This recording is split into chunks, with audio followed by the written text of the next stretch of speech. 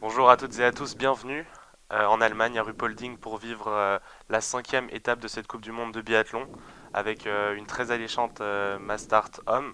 Je suis accompagné de Cassandre. Bonjour Cassandre, comment ça va? Bonjour Arnaud, ça va très bien. Alors on est prêt pour vivre une très belle course et Cassandre va tout de suite vous parler et vous présenter la discipline qu'est le biathlon. Alors le biathlon, donc c'est un sport individuel, hein, il regroupe deux disciplines. On a donc d'un côté le ski de fond et donc les biathlètes pratiquent ce que l'on appelle le skating. C'est une sorte de pas de patineur.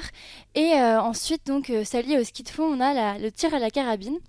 Et le principe, c'est alterner un tour en skating, puis un tir, pardon, où il faut blanchir les 5 cibles.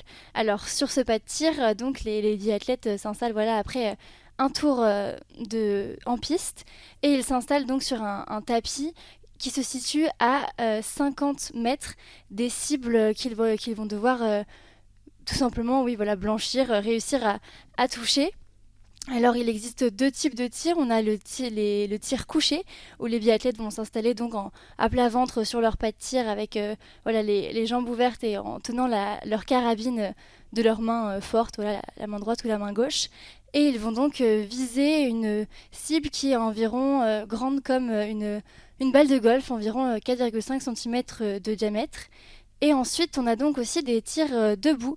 Les tirs debout sont donc, comme son nom l'indique, debout. Les biathlètes sont debout sur leur tapis et ils visent désormais une cible qui est l'équivalent à peu près à la taille d'un CD. Et donc, cette cible fait à peu près 11,5 cm de diamètre. Et ces cibles sont, quand elles ne sont pas encore réussies, elles restent noires. Et si le biathlète parvient à la toucher, elles vont devenir blanches. C'est pour ça qu'on parle de blanchir les cibles quand le biathlète réussit à blanchir ses 5 cibles sur son passage au pas de tir. Voilà, merci Cassandre. Tu vas aussi nous parler peut-être de cette discipline, un format qu'on n'a pas l'habitude de voir, c'est la deuxième fois cette saison, la Mastart. Et oui, aujourd'hui, c'est la Mastart que l'on appelle également la course des rois et des reines. Alors là, tout de suite, ça va être donc la course des rois, puisque c'est les hommes qui vont s'élancer dans un premier temps. Et cette Mastart est une course en confrontation. On a donc 5 tours, oui, et 4 tirs. Les deux premiers tirs seront des tirs couchés, puis les deux suivants des tirs debout. Et on prend les 25 premiers du classement général au départ de cette Mastart, auquel on ajoute les 5 meilleurs de la semaine. La longueur de la Mastart pour les hommes sera de 15 km et c'est donc le premier qui franchit la ligne d'arrivée qui aura gagné. Et voilà, on va vous parler de la liste de départ de cette Mastart avec, donc, comme Cassandre l'a rappelé, 30 coureurs. Alors le numéro 1 en tête du classement général, Johannes Bö, pour l'instant impérial avec 11 victoires, avec 3 relais. En deuxième, dossard 2, on retrouvera un autre Norvégien, Sturla Holmlagrid. En troisième place, un autre Norvégien, Christiansen. Les Français seront quatrième avec Quentin Fillon-Maillet, huitième Fabien Claude, douzième Émilien Jacquelin et vingtième Antonin Guigonard. On le rappelle, Éric Perrault qui n'a pas passé le cut de la Mastart pour un petit point.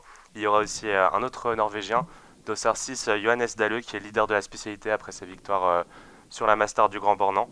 Et le dossard 11, Andersen, qui portera un maillot bleu, le maillot du meilleur jeune. Et parmi les 5 qualifiés, donc ceux qui ont réalisé les meilleures positions sur l'individuel mercredi, on retrouve Rastor Guyev, Komats, Eder, Johannes Kuhn et le finlandais Oli Idensalo. Et donc oui, comme je le disais, Johannes Bö qui va partir en première position de cette Mastart, ce qui signifie donc qu'il est premier au classement général, qu'il a le dossard jaune et il est bien premier au classement général puisqu'il a 144 points d'avance avant le début de cette course face à son compatriote sur la light grid. Alors on a un petit peu l'impression depuis le début de la saison d'avoir des championnats de Norvège avec 5 Norvégiens dans le top 7. 6 Norvégiens, le total de tous les Norvégiens, donc 6 Norvégiens dans le top 15, tous sur la Mastart. Et il y a des chances qu'un Norvégien soit sur le podium aujourd'hui. Et Johannes Bö qui a tout gagné en ce début de 2023. Sprint poursuite à Pokluka la semaine dernière, individuel cette semaine avec 2 erreurs et un temps de ski stratosphérique avec plus d'une minute 15 d'avance sur le deuxième temps de ski. Donc il a vraiment de la marge sur cette Mastart aujourd'hui. Ouais, on le rappelle, Johannes Beu qui vraiment écrase toute cette saison. Enfin, pour l'instant, il avait fini troisième de la Mastart au Grand Bornand. Là, il espérera peut-être monter un peu plus haut sur le podium. Pourquoi pas aller chercher une victoire et continuer sa série d'invincibilité. Mais en tout cas, il y aura d'autres Norvégiens aussi qui font un très très beau début de saison. Et aussi côté français, il y a de très très belles cartes à jouer. C'est aujourd'hui la Mastart qui marque le retour d'Emilien Jacquelin. Il était parti, il avait fait 64e du sprint la semaine passée, un très mauvais début d'année pour Emilien Jacquelin. Il avait fait 5 sur 10. Et ce qui avait surtout étonné, c'était sa non-compatibilité dans le dernier tour où il avait complètement voilà, quasiment arrêté de skier alors que Fabien Claude avec un 5 sur 10 lui était qualifié pour la poursuite et donc il a fait un stage avec le coach de tir à Valriduna en Italie pendant une semaine. Il n'a pas participé donc à la poursuite ni aux deux relais qui ont suivi, donc il y avait un relais par sexe mais également des relais mixtes la semaine dernière. Il n'a pas participé à l'individuel et donc c'est son grand retour aujourd'hui. On a hâte de voir qu'est-ce qu'il va faire et est-ce qu'il a retrouvé un petit peu de couleur. Voilà, on pourrait aussi compter sur Quentin Fillon-Maillet, quatrième du classement général pour l'instant de la Coupe du Monde, derrière les ogres norvégiens qui raflent pour le moment quasiment tout. Absolument tout, ouais. Et puis Quentin Fillon-Maillet qui a fait un podium la semaine dernière sur la poursuite à Pokluka, en sandwich entre les deux frères Beu, hein, Johannes Beu toujours premier et Tarjei Beu troisième. Donc Quentin Fillon-Maillet a également ses chances. Et on va maintenant commencer cette course. Alors pour commencer la course, tous les biathlètes, les 30 biathlètes sont en trois colonnes avec 4 biathlètes par ligne, ou même 3 par ligne, pardon. 4 c'est pour la poursuite. Et ils vont donc tous partir en même temps sur ce stade de Ruhpolding pour ces 15 km de Mastart. Voilà, une météo assez clémente, un peu de douceur, plutôt assez chaud, dans des températures positives autour de 6-7 degrés. Donc voilà les biathlètes qui s'élancent avec, on le rappelle, donc 4 Français au départ qui espéront briller aujourd'hui sur la piste. Et la neige qui va être compliquée à skier déjà pour les garçons, encore plus pour les femmes, mais déjà pour les garçons puisque elle est extrêmement molle, elle va facilement casser et ça va devenir de plus en plus dur, de quoi accentuer l'avance pour Johannes Beu par exemple. Quand tous les athlètes sont en difficulté, c'est forcément plus facile pour ceux qui sont plus à l'aise à ski. On l'a vu, Johannes Beu qui était écrasant sur l'individuel, il a mis quasiment une minute à tout le monde en ski. Vraiment, il était au-dessus du lot. Il va sans doute être au-dessus de l'eau, mais on espère un petit peu de suspense quand même. Hein, voilà, avec par exemple sur le sprint la semaine dernière à Pokluka, il a mis 50 secondes d'avance sur un temps de ski sur le deuxième. 50 secondes, hein, c'est à peu près, c'est largement même deux tours de pénalité. Donc on peut se dire que s'il sera à 18 sur 20, il a encore des chances de victoire malgré s'il y a des 20 sur 20 à côté. Voilà, il aura bel et bien une chance. Donc même s'il sera pas, peut-être pas sur la première marche, il sera bien probablement dans le top 3 ou dans le top 5 si il nous fait des courses à son habitude. Alors la particularité dans ces premiers tours de Mastart, c'est que donc tout le monde part en même temps et dès qu'il y a des petits coups de cul, des petites montées assez sèches mais très courtes, et bien tous les biathlètes qui se retrouvent à l'arrière du peloton sont un petit peu bloqués, ils doivent s'arrêter avant de pouvoir repartir. C'est toujours un petit peu compliqué de pas se marcher sur les skis ni de casser les bâtons et on a parfois quelques accrochages dans les premiers tours, alors il vaut mieux se placer à l'avant. Voilà, très important de faire très très attention dans ce premier tour, pas aller casser un bâton, faire une chute. On part en paquet, donc tout le monde, ceux qui partent derrière, essaient de grappiller quelques places, de se replacer. Donc c'est très bien et pour le moment on voit les Norvégiens, Christiansen, Johannes Beu, Leigrid qui sont devant avec Quentin Fillon-Maillet, comme finalement l'ordre de départ. Et à Ruhpolding, on a une très très grande foule pour applaudir le départ des athlètes et puis à chaque fois qu'ils vont revenir sur le pas de tir, ce qui peut parfois déconcentrer. La tribune est extrêmement proche du pas de tir et extrêmement nombreuse. Hein. Parfois on le compare aussi au Grand Bornand. Alors voilà, un petit match entre les supporters de Ruhpolding et les supporters du Grand Bornand qui fait le plus de bruit. On vous laissera en juger, mais en tout cas, voilà, ça peut vraiment déconcentrer les athlètes et ça a pu notamment jouer hier sur le relais féminin lorsque Sophie Chevaux a dû tirer seule en tête. Elle a forcément eu beaucoup de pensées qui lui trottaient dans la tête et notamment, ça n'a pas aidé d'être toute seule en tête et que tout le public dans les tribunes derrière crie à chaque balle. Bon, après là, c'est la Mastart, c'est les 25 premiers du général, les 5 meilleurs de la semaine. Ils ont eu le temps de s'habituer de par leur carrière, mais depuis le début de semaine aussi. Donc normalement, ça devrait pas forcément leur poser problème. Voilà, il va y avoir beaucoup de soutien derrière les Allemands. Les Allemands qui ont fini d'ailleurs vendredi deuxième du relais derrière l'armada norvégienne. Donc on espère revoir quelques Allemands à domicile aux avant-postes. Et si on vous parle pas beaucoup de ce qui se passe sur la piste en ce moment, c'est parce que tout simplement il ne se passe pas grand-chose, hein. On est dans un premier tour de Mastart. Alors ce qu'on peut vous dire, c'est que ils sont partis sur un rythme plutôt élevé. Voilà, c'est pas, ils sont pas partis tranquillement comme on peut le voir parfois. Ils sont partis sur un rythme relativement normal. On peut se demander d'ailleurs qu'est-ce que Johannes Bö va faire, sachant il sait qu'il a de l'avance sur les skis. Est-ce qu'il va chercher à partir plus vite? Là, on voit que On voit, on voit Johannes Bö qui accélère avec un autre Norvégien, c'est Christiansen. Ils ont pris quelques mètres d'avance sur Quentin Fillon-Maillet et les grids. Donc voilà, déjà Johannes Bö qui essaie un peu d'accélérer. alors qu'on arrive au premier intermédiaire qui est en haut d'une montée et ils ont déjà fait un petit trou en 5 secondes d'avance, Johannes Bö et Christiansen sur en troisième position la grid, puis Quentin Fillon-Maillet en cinquième position. Bon, après voilà, c'est pas des très gros écarts, c'est normal. Tout reste à faire et leur principal n'est de pas se marcher sur les pieds comme on l'a dit précédemment. Ouais, c'est intéressant, ça va forcer tous les autres à déjà accélérer, se mettre un peu plus dans le rouge avant ce premier tir couché. Et voilà, les deux Norvégiens qui sont déjà partis, qui comptent quelques secondes d'avance. Derrière, c'est Leigrid et Quentin Fillon-Maillet qui prennent la chasse. Et Christiansen qui lui aussi hein, est dans les tout meilleurs temps de ski. Bon, alors, bien sûr, un petit peu loin de Johannes Bö, mais sur l'individuel, par exemple, pour vous donner les informations, il était le troisième temps de ski. Alors le deuxième, c'était Pentti Luoma, le Suédois qui était à 1 minute 14. Et ensuite, tout de suite après, Christiansen à 1 minute 15. Et le quatrième temps de ski était Fabien Claude en 1 minute 52. Donc Christiansen, on peut dire qu'il fait partie des meilleurs du circuit si on enlève l'extraterrestre Johannes Bö. Ah, Fabien Claude qui a fait un bon début de saison et là qui s'est replacé juste derrière Quentin Fillon-Maillet. Et voilà, ils vont commencer à entamer la poursuite derrière les deux Norvégiens qui sont partis. Et Johannes Bö a vraiment décidé de dynamiter la course, hein. Il est sûr de ses forces. Donc il a tout à fait raison de le faire. Il a tout à gagner à le faire puisque de toute façon il sait qu'il a de l'avance. Et même Christiansen semble déjà avoir un petit peu de mal à le suivre. C'est pour vous dire la supériorité qu'il a, même si là Christiansen repasse côte à côte avec Johannes Bö pour pas se gêner. En tout cas, ils sont déjà devant, bien devant, alors que le premier tir n'est pas encore passé. Ouais, ils vont bientôt y arriver. Ils comptent l'avance qui semble augmenter. Les poursuivants qui ont perdu un peu d'avance, enfin d'espace. Et donc derrière, c'est les Français avec Quentin Fillon-Maillet et Fabien Claude qui vont arriver en troisième et quatrième place au tir couché. Et alors, ce premier tir, tous les biathlètes vont se retrouver sur le pas de tir en même temps. Il y a 30 cibles, 30 biathlètes.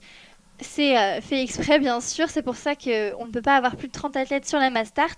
Et donc, cela va être assez compliqué de tout vous commenter en même temps. Alors, on va se concentrer sur les principaux que sont les Français. Et puis, les deux Norvégiens qui sont devant, ça y est, Johannes Bö Christiansen ont enlevé leur carabine du dos, s'installent donc à plat ventre avec les jambes écartées pour leur tir couché. Et Johannes Bö a déjà l'œil dans sa Ouais, visée ils pour s'installent commencer à tirer. sur leur numéro de dossard.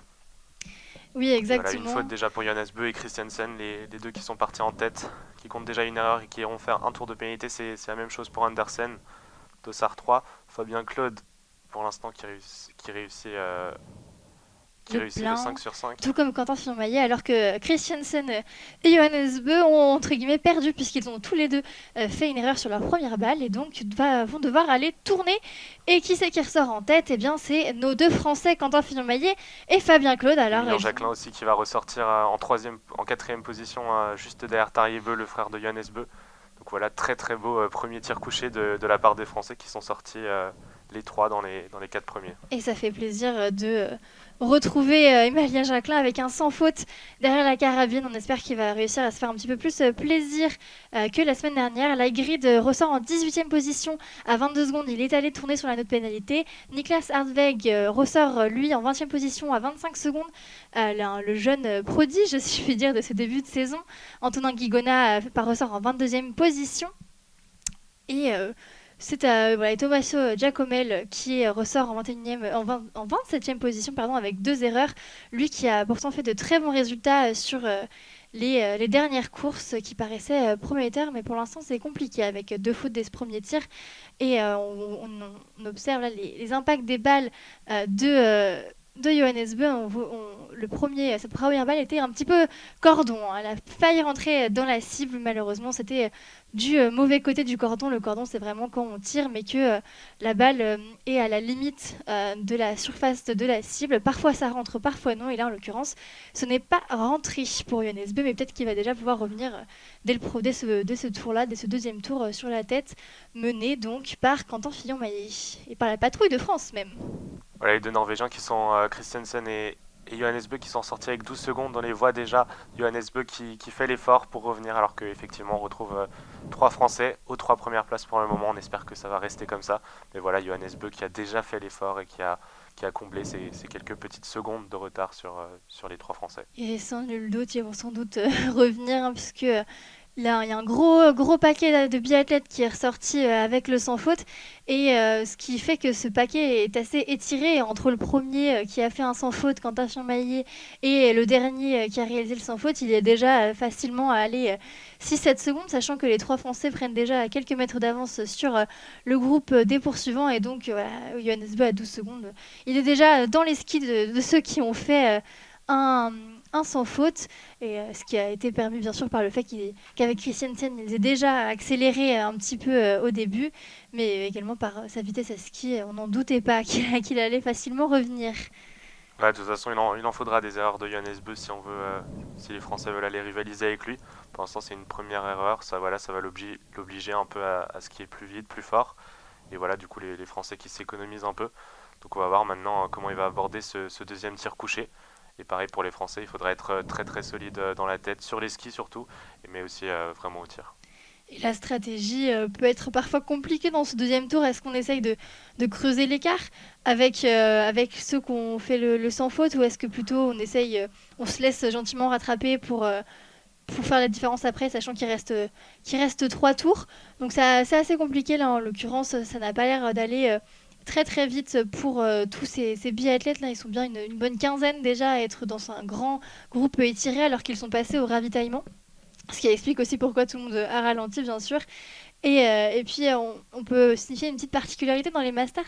En général, quand on skie en paquet comme cela, eh bien, c'est ce que je vous expliquais au début dans le premier tour, il y a souvent des phénomènes d'aspiration, et les biathlètes de derrière se retrouvent à aller plus vite que les biathlètes de devant. Et donc, le biathlète de derrière va se saisir de la pointe du bâton de son concurrent qui est juste devant lui pour voilà, le pousser un petit peu, mais surtout ne pas lui rentrer dedans. Et voilà, on a une quinzaine de biathlètes qui sont pour l'instant, qui se sont détachés, qui forment un groupe de tête avec toujours les 3 Français devant. Johannes Bö qui est maintenant vraiment revenu et qui est dans ce groupe. Et la Mastart qui est une course qui se décante par derrière, où vraiment on perd ses chances de gagner plus qu'on ne les gagne, et surtout sur les premiers tours, où ouais, c'est important de toujours rester au contact, toujours rester devant, puisque tout est possible. On se souvient de Mastart par exemple, de Julia Simon qui arrive au dernier tour en 13e position, et avec un sans faute pour passer devant et gagner la Mastart. Donc voilà, tout est possible jusqu'au dernier tir, et l'important c'est de rester au contact. Voilà, pour l'instant que des 5 sur 5, à part les deux Norvégiens, Christiansen et Johannes Bö qui sont allés tourner une fois. On va bientôt arriver à ce deuxième tir couché. Et là, ça va encore plus se décanter avec quelques biathlètes qui vont certainement craquer. Et on voit notamment Johannes Kuhn, si je m'abuse, qui a fait ce sans faute. Johannes Kuhn qui fait partie des 5 qualifiés de la semaine, puisqu'il a réalisé un bon individuel Mercredi, oui, c'est ça, et qui lui a permis donc de se qualifier. Pour l'instant, il fait profit de ce dossard, alors que là, on arrive à un intermédiaire, et c'est toujours la patrouille de France, pardon, en tête avec Fabien Claude, Quentin Fillon-Maillet, Emilien Jacquelin. Ensuite, on retrouve Johannes Beu déjà, Christiansen 5e, Tarjei 6e, Lapchin 7e, 8e Samuelson, Yasmin Néline est 9e. Alors qu'on retrouve quatre Allemands dans ce groupe de tête à domicile. Voilà, on imagine que ça fait plaisir avec, comme tu le rappelais, Johannes Kuhn qui s'est qualifié. Donc voilà, il aura à cœur de faire un très très beau résultat sur cette Mastart à domicile. Et les 20 premiers qui sont à 20 secondes de la tête, donc maximum à 20 secondes de la tête. Donc voilà, tout est encore possible, même pas un autre de pénalité. C'est tout à fait normal. Nous sommes sur une Mastart alors que on a vu un Norvégien qui a failli tomber, qui doit être Tarjei Bø, oui c'est ça, il a un petit peu glissé sur les skis, mais Alors rien de que, grave. alors que Johannes Beu est en train de remonter, il a passé la patrouille de France pour venir se placer en première position et aborder en tête ce deuxième tir couché. On y arrive là, on va voir l'écrémage va commencer à se faire. Ça fait un coup moral hein, pour tous ceux de ce groupe-là quand même, de se dire que il a fait une faute de plus et il revient déjà en tête sur le deuxième tir. C'est, ça doit pas faire plaisir pour les Français. Après, on a vu qu'ils n'ont pas non plus essayé de prendre beaucoup de marche. Ils ont plutôt voilà, fait leur course. Et comme l'a très bien dit Arnaud, c'est l'écrémage qui commence avec ce deuxième tir couché. Les biathlètes qui enlèvent leur carabine de leur dos, qui préparent leur chargeur. Et ça y est, ils s'installent sur leur tapis. Un faible vent, donc ça devrait plutôt aller pour ce deuxième tir couché. La première est dedans pour Quentin Fillon-Maillet, tout comme Stalder, le Suisse, et Lapchin. Johannes Beu a mis les deux premiers. Quentin Fillon-Maillet a raté sa quatrième balle, alors que Johannes Beu, lui, a fait un 5 sur 5. Fabien Claude également.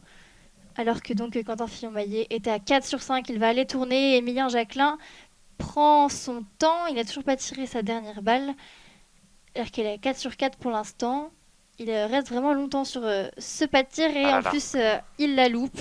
C'est la double peine un petit peu là. on l'a vu prendre énormément de temps pour lâcher ses dernières balles. Il a dû cogiter dans la tête, ça devait être compliqué. Voilà, en plus il a loupé, c'est difficile. Donc c'est Johannes Beu maintenant qui est ressorti en tête. Et Alors que Christiansen également a fait le 5 sur 5. Les deux protagonistes du début de course se suivent et font exactement la même course pour le moment. On peut citer David Zobel, l'Allemand, qui est ressorti avec moins de 10 secondes de retard. Il a fait un sans faute pour l'instant, l'Allemand. Lui qui avait fait un podium en tout début de saison sur le premier individuel. Il n'a pas réussi à récidiver depuis cette belle performance, mais pourquoi pas aujourd'hui chez lui à Ruhpolding avant les championnats du monde qui seront à Oberhof également en Allemagne. C'est une petite répétition générale. voilà, on va voir maintenant la stratégie de Johannes Beu qui a réussi à tirer assez vite. Il peut ressortir avec quelques secondes. Est-ce qu'il va tenter d'accélérer pour tout de suite s'isoler et partir seul en tête? Derrière, il y aura Fabien Claude, les autres Norvégiens. Voilà, alors qu'on retrouve Fabien Claude dans les skis de Johannes Beu avec Christiansen. Donc là, un trio en tête de course avec un Français contre deux Norvégiens. Et trois très très bons skieurs dans la forme du moment en tout cas. Et ouais, ils ont, je pense, beaucoup intérêt à accentuer leur avance puisqu'ils sont que trois désormais en tête. L'écrémage a bel et bien eu lieu. Et à trois, c'est un parfait mélange entre ne pas être tout seul et pouvoir se relayer, avoir de l'aspiration, tout en pouvant voilà, prendre de l'avance sans trop risquer de se cramer pour la suite. Donc c'est vraiment l'idéal d'avoir trois bons skieurs devant. Hein. Et rappelons que donc Johannes Beu est le meilleur skieur, mais Christiansen et Fabien Claude ont sensiblement à peu près le même niveau. Voilà, quelques différences sur les courses, mais c'est du très haut niveau. Ouais, et Quentin Fillon-Maillet qui est ressorti avec une vingtaine de secondes de retard sur ce trio de tête. Emilien Jacquelin qui pointe à plus de 36 secondes. Donc voilà, on va essayer de voir derrière. Il y a un petit groupe qui se forme. On va voir si les Français vont être capables de revenir. Et comment ça va s'organiser en tête de course. Est-ce que ça va collaborer? Pour l'instant, seulement Johannes Beu a gardé le lead. Après, Fabien Claude et Christiansen se disent que de toute façon, c'est celui qui va le plus vite. Alors, ils vont peut-être pas non plus lui tendre des fleurs pour passer devant et faire le boulot à sa place, sachant que c'est lui qui domine. Ils n'ont pas forcément intérêt à le faire. Après, si cette collaboration continue sur les prochains tours, Et surtout sur la fin du tour, peut-être qu'ils relayeront quand même à un moment donné le leader norvégien. Ouais, Fabien Claude qui est le seul dans ce groupe à avoir réalisé le 10 sur 10 et n'avoir pas goûté à la note pénalité. Donc pour l'instant, il est accompagné des Norvégiens qui ont fait un 9 sur 10 avec une faute, on le rappelle, sur le premier coucher. Alors que voilà, on laisse faire le travail par Johannes Bö. Derrière, on se met gentiment dans les skis à l'aspiration, comme tu le disais. Et voilà, on va voilà. On voit Johannes Bö qui laisse passer Fabien Claude et c'est Fabien Claude qui laisse tout de suite passer Christiansen. C'est de toute façon intérêt, en sachant que de toute Ouais. façon, ces deux Norvégiens, le seul Français, le seul à 10 sur 10, donc ça veut dire que Mm. les autres sont allés beaucoup plus vite que lui. C'est malin, après, on verra par la suite comment ça se concrétisera. En tout cas, pour l'instant, il repasse devant une tribune à Rappolding. Il y a énormément de spectateurs tout au long de la piste. Exactement, c'est pas à lui de faire le travail pour le moment. On est seulement à la mi-course. On va arriver sur les deux derniers tirs, les deux plus importants finalement, les deux tirs debout. Donc voilà, on va voir comment ça va s'organiser, s'ils peuvent mettre la pression. Derrière, on voit un groupe de 7 coureurs.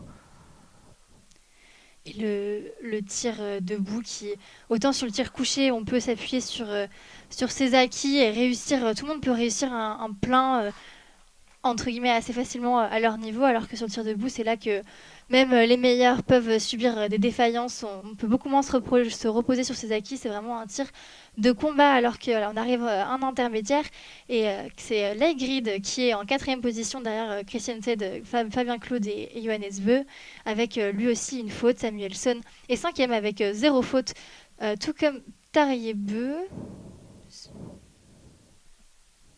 Ils sont vraiment extrêmement loin en termes de temps, hein, puisqu'il n'y a que Fabien Claude qui a zéro faute et qui est tout devant. C'est assez étonnant. Et Quentin Fillon-Maillet, lui, qui est avec une faute en 11e position à 25 secondes de la tête, à peu près un anneau de pénalité. Ouais, Emilien Jacquelin qui est passé avec 29 secondes de retard. Il a réussi à prendre à peu près 6 secondes sur le groupe de tête. Donc voilà, il essaie de se rapprocher un peu. On va voir si devant ça va faire des fautes sur le premier tir debout et si ça va être capable de revenir derrière et de tenir. Et on parlait de Johannes Kuhn qui avait fait un sans faute et qui était devant. Et désormais, il est 22e à 50 secondes. Il a fait deux fautes sur son deuxième tir.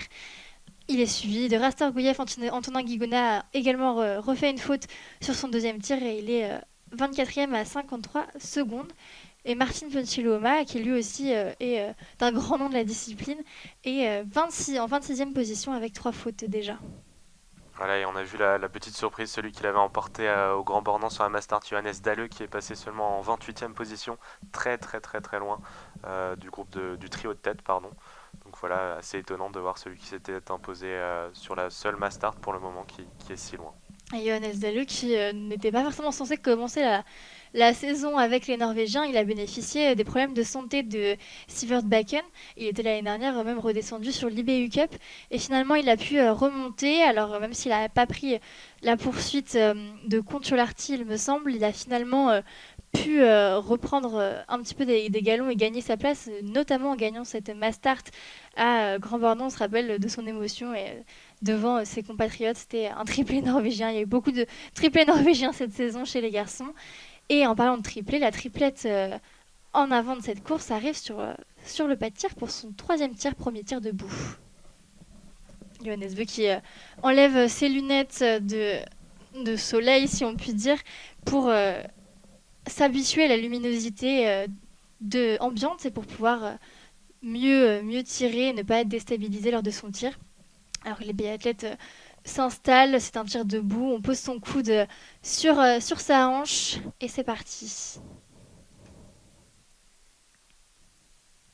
3 sur 3 pour Johannes Bö, mais il rate sa quatrième balle. Deux fautes pour Fabien Claude et une faute pour Christiansen. Johannes Bö et Christiansen qui ressortent avec seulement une erreur. Fabien Claude, deux erreurs qui va les tourner, faire deux tours sur cet anneau de pénalité. Une faute aussi pour Stuart Leigrid. Simon Eder, une faute aussi.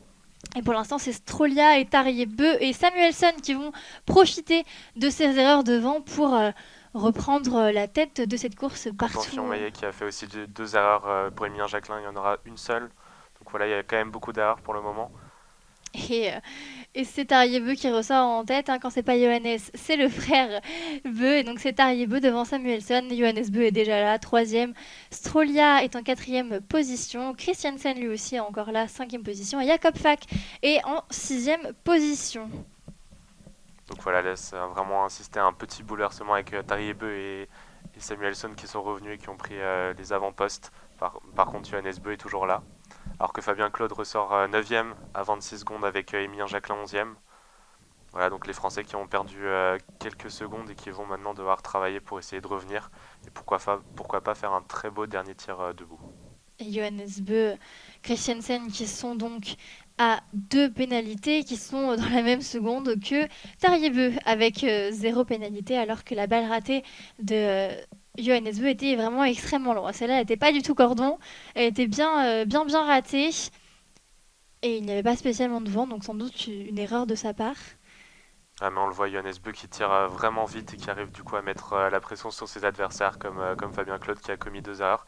Et voilà, on le retrouve déjà en tête Et avec trois autres biathlètes, dont deux Norvégiens, dont on le rappelle, Tarjei Bø, Christiansen et le Suédois Samuelsson.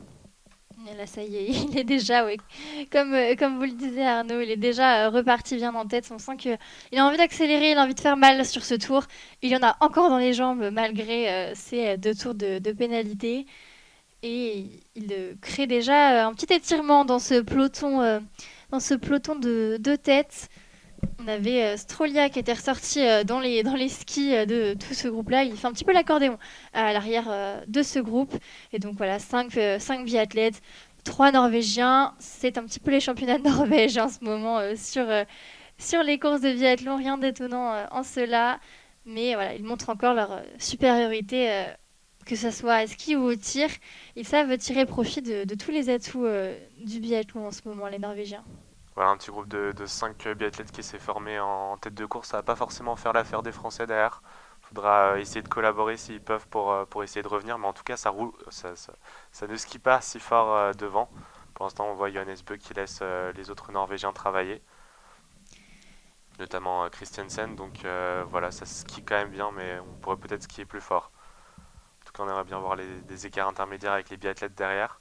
Et là, on voit, il y a une nette différence entre les quatre premiers, donc les trois Norvégiens et Samuelsson, qui ont passé la petite montée en un temps, donc un coup de bâton et une poussée de ski, alors que Strolia derrière a passé la petite montée en deux temps, avec donc le deux temps, c'est une poussée de bras pour deux poussées de ski, ce qui signifie donc qu'il est nettement moins bien physiquement, hein, puisque le un temps nécessite beaucoup de force et donc de physique alors que le deux temps est un temps plus adapté pour les montées. Donc ça signifie bien que Strolia ne va pas réussir à suivre longtemps. Là, il se détache déjà du quatuor. Il fait le yo-yo, il revient aux descentes, au jeu de l'aspiration, mais ça va être compliqué pour le Lituanien.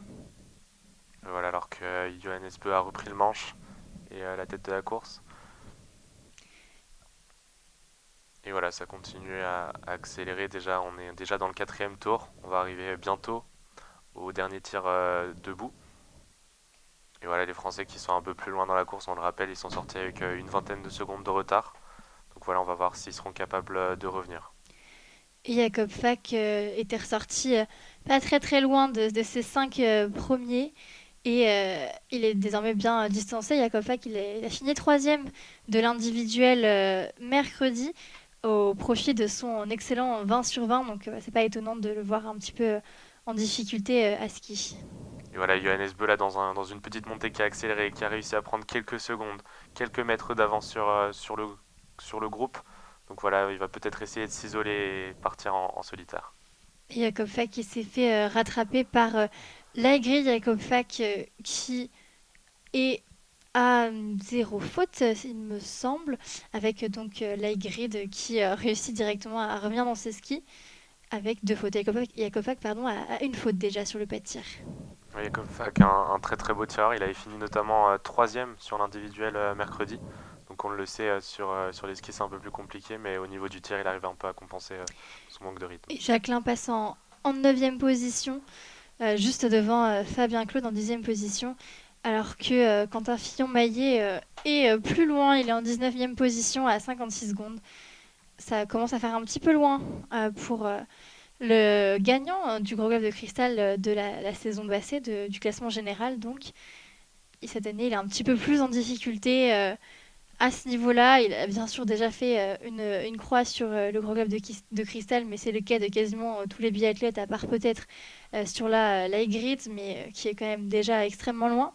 Mais c'est plus compliqué également en termes de ski pour Quentin Fillon-Maillet qui a du mal et qui a du mal aussi. Il a toujours une petite balle qui manque, qui est une balle ratée de trop, qui lui aurait fait franchir une étape pour arriver sur le podium. Alors il a réussi un podium la semaine dernière, mais on se rappelle de la Mastart, pas de la Mastart, pardon, de la poursuite au Grand Bornand où il avait enfin réussi à aligner le tir, à faire un beau 20 sur 20, mais c'est finalement les conditions de piste qui l'avaient fait chuter en termes de classement à ski. Et, c'était vraiment une étape particulière, une course particulière, puisque même Johannes Bö avait du mal à ski. C'était vraiment les marques de ski qui avaient fait la différence sur une piste vraiment glacée.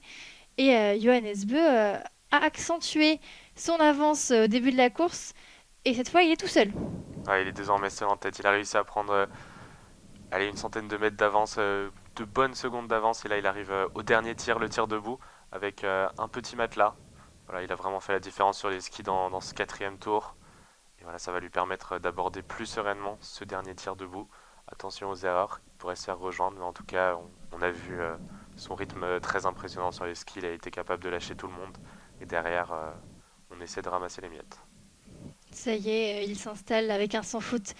Il gagnera pour sûr cette course et même avec une faute, il pourrait encore rattraper les potentiels sans faute de derrière. En tout cas, pour l'instant, la première est dedans, la deuxième est ratée. Ça ouvre une porte pour ses poursuivants, mais il tire extrêmement vite et ça sera un 4 sur 5 alors que les autres n'ont pas encore commencé à tirer. Il jouera la gagne, ça c'est sûr.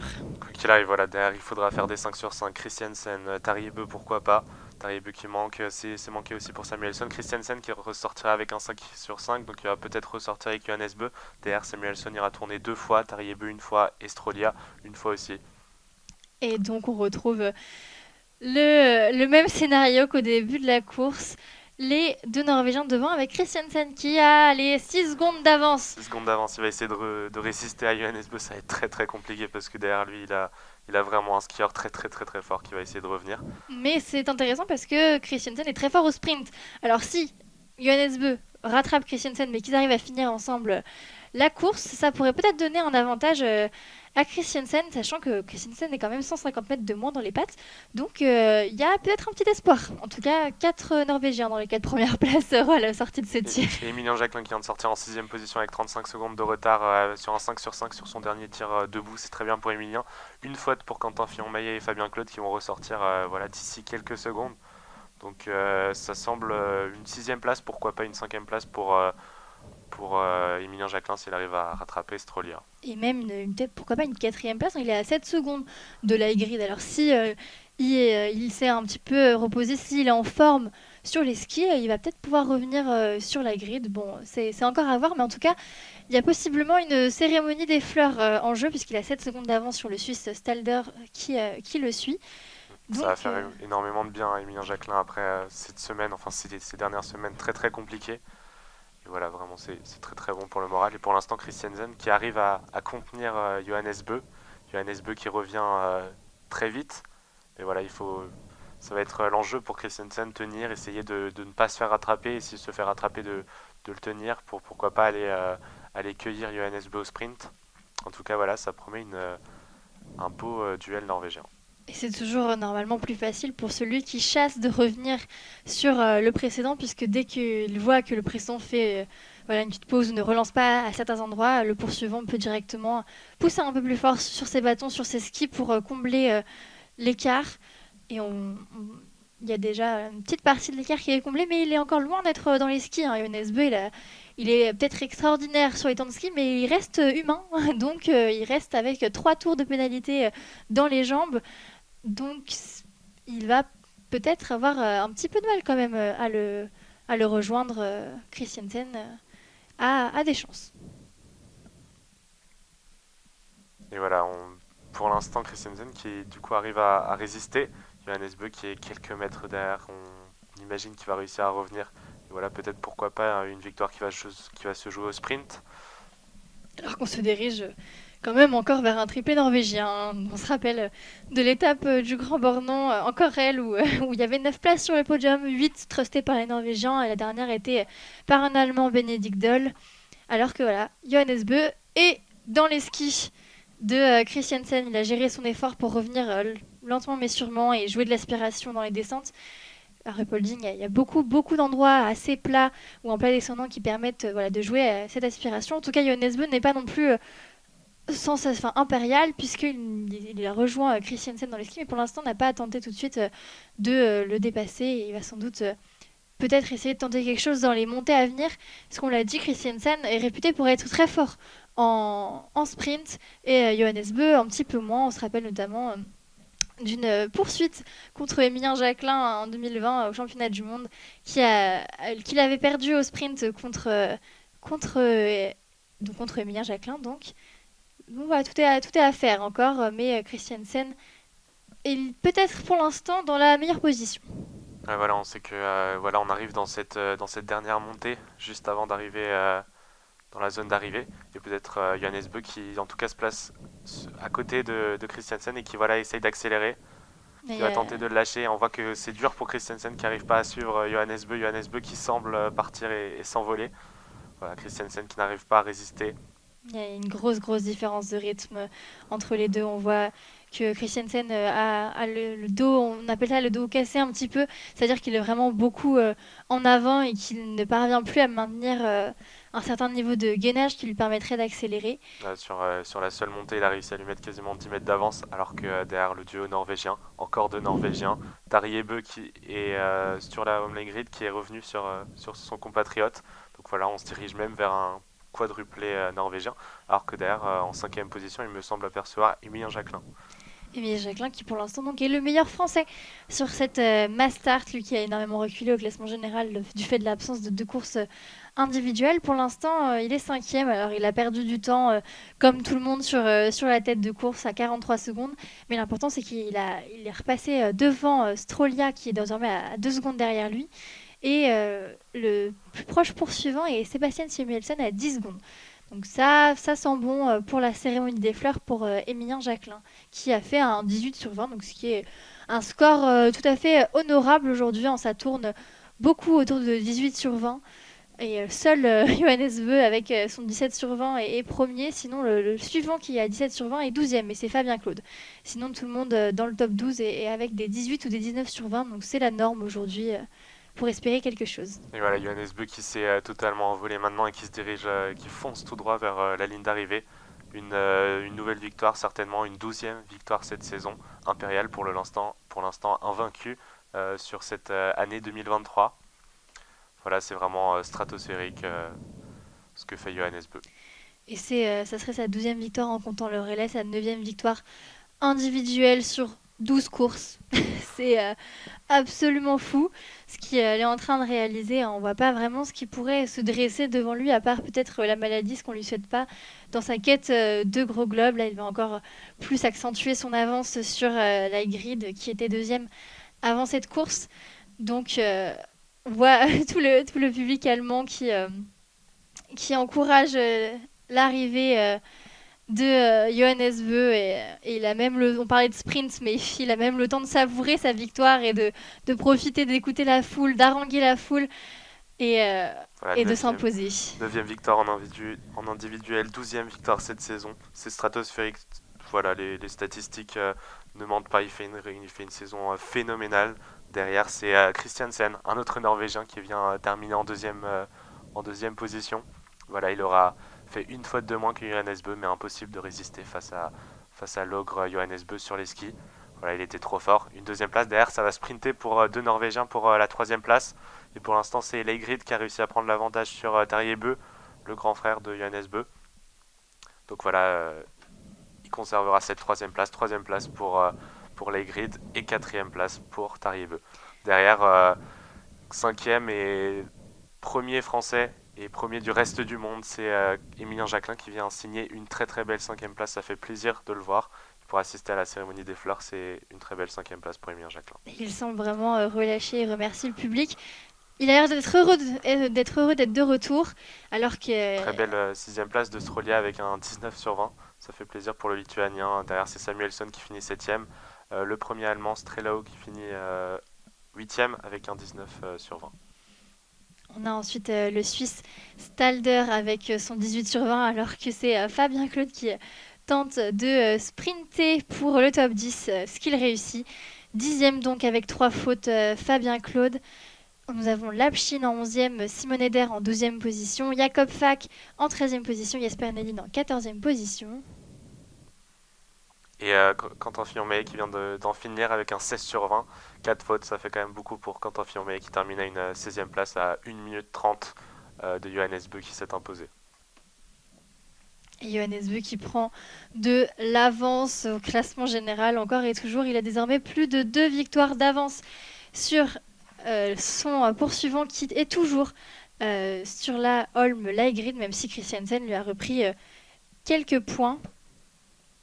Et alors je cherche le classement de la spécialité pour vous donner un petit peu plus de détails. Est-ce que Johannes Dalleux a gardé sa tunique? Ça semble peu probable puisqu'il arrive en 18e position. Et Florent Claude qui termine le Belge à une 21e place. Pour l'instant, pas de nouvelles d'Antonin Guigona qui n'est pas encore arrivé, qui va arriver là d'ici quelques secondes. On l'aperçoit dans la ligne d'arrivée. Va terminer 25e. Une petite désillusion pour Antonin Guigona qui termine 25e de cette Mastart à Rupolding. Et c'est donc Johannes Beu qui prend ce dossard rouge de leader de la discipline, de la spécialité. La discipline, c'est le dossard jaune, il l'a déjà. Mais voilà, il prend le dossard rouge avec... c'est encore plus impressionnant. 5 dans ce classement de la Mastart. 5 Norvégiens aux 5 premières places, tout simplement. Johannes Beu, Laigrid, Christiansen, Johannes Dalleux qui reste quand même 4e. Et puis Tarjei Bø, rien que ça. Voilà, donc vraiment une hégémonie norvégienne. Ils n'ont pas fait dans le détail un quadruplé aujourd'hui. C'est vraiment depuis ce début de saison, on a l'impression de vivre que ça, les Norvégiens de devant, mais voilà, ils ont travaillé pour et vraiment ça, on le voit là, le podium, les Johannes Bö, les Grid et Christensen qui célèbrent tous ensemble ce podium. Vraiment, il y a rien à dire, ils étaient intouchables. Et derrière Emilien Jacquelin qui fait une belle cinquième place, on peut le féliciter, c'est vraiment bien. Emilie Jacquelin qui fait son retour dans le top 10 au général. Alors, je vais vous faire un petit point classement général. Johannes Beu toujours en tête, 959 points. Laigrid deuxième avec 785 points, donc il y a 174 points de différence avec Johannes Beu. Je vous ai dit une bêtise tout à l'heure, il n'a pas de victoire d'avance, il est à 6 points d'avoir de victoire d'avance. Bon, on y est presque, on peut quasiment dire que c'est 2 victoires d'avance. En troisième position, on a Vetle Christiansen avec 503 points. Puis Quentin Fillon-Maillet avec 434 points. Ça peut être un bon objectif de fin de saison d'essayer de finir sur la troisième place du classement général. Les deux premiers semblent totalement inaccessibles. Bénédicte Doll, lui, est cinquième. Puis ensuite Tarjei Bø, Johannes Dalleux, toujours 5 Norvégiens dans les 7. Emilien Jacquelin est huitième avec 364 points. Et donc, il refait son retour dans le top 10, lui qui en était sorti après avoir manqué la poursuite de Poklika et l'individuel de Rupolding. Et on a ensuite donc Fabien Claude en 9e position. On a quand même 3 Français dans le top 10, ce qui est une bonne performance. On parle des Norvégiens, mais les Français ne sont pas en reste totalement. Samuelsson est 10e en l'occurrence. Les Suédois ont un petit peu plus de mal, puisque Sébastien Samuelsson est le premier Suédois. Et donc, comme je le disais, il n'est que 10e. Et voilà, on vous rappelle les résultats finaux de cette Mastart avec un quadruplé norvégien, Johannes Bø, qui s'est imposé. Tout simplement impérial, 12e victoire de la saison pour Johannes Bø, avec un 17 sur 20, donc quand même 3 fautes au tir. Il s'impose devant ses compatriotes, Christiansen avec un 18 sur 20 et Stuart Laigrid 18 sur 20 lui aussi. Sur la quatrième marche, en quatrième position, c'est Tarjei Bø, le grand frère de Johannes Bø, qui a réussi un beau 19 sur 20. En cinquième place, on retrouve Emilien Jacquelin. Ça fait plaisir de le revoir aux avant-postes. Strolia, le Lituanien, qui vient finir 6e. 7e, c'est Sébastien Samuelsson, le Suédois, avec un 18 sur 20. Le premier Allemand, Strelau, avait en 8e position. Du côté des autres Français, on retrouve Fabien Claude en 10e position avec un 17 sur 20. Quentin Fillon-Maillet, 16e, avec 4 fautes, un 16 sur 20. Et le dernier français, Antonin Guigona, qui est 25e avec pas moins de 5 fautes. Et en ce qui concerne la suite des compétitions, on se retrouve tout de suite avec la Mastart féminine. Mais sinon, ça sera rendez-vous la semaine prochaine à Antols avec le sprint femme dès jeudi à 14h30, puis le sprint homme vendredi à 14h30. Et on enchaînera sur un week-end un peu plus classique, un sprint poursuite et avec des relais pour finir avant les championnats du monde. Merci à tous de nous avoir écoutés pour suivre cette course. En description, n'hésitez pas à nous faire des retours sur le dispositif via nos pages Facebook et Instagram ASA France. N'hésitez pas à suivre notre chaîne Twitch et YouTube et pourquoi pas à vous abonner. La course est à retrouver sur la page YouTube ASA France. Au revoir Cassandre. Au revoir Arnaud, au revoir à tous. Merci.